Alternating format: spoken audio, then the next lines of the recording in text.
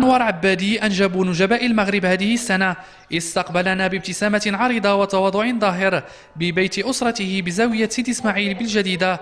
التلميذ الذي أصبح مفخرة الحي والمنطقة حصل على معدل 19.28 في شعبة العلوم الفيزيائية بثانوية الجرف الأصفر، إنجاز يرجع إلى المواظبة في الدراسة ومساعدة الأهل والأساتذة.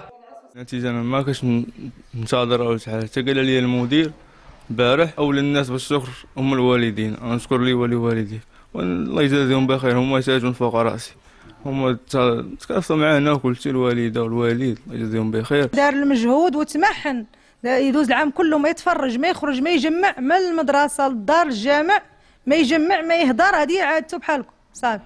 فين ما نشوفو نعس ونفيق ونمشي نلقى شاد الكتيب ديالو نوبه ناعس نوبه فايق. كنتوقع ليه ان شاء الله يكون المستقبل ديالو شي حاجه ان شاء الله اللي تفرحوا وتشرفنا وتشرف المنطقه كامله.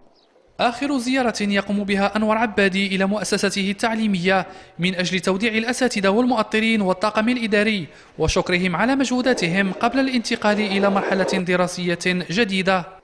بالنسبة لنا النتيجة كانت نتيجة خاصة بالتعليم العمومي، يعني ماشي بالتعليم الخاص وماشي بساعات إضافية، يعني بمجهود خاص ديال التلميذ. هذا التلميذ هو فريد من نوعه ولا يهتم إلا بالدراسة، إذا ليس له يعني لا تشغله أي شيء عن الدراسة.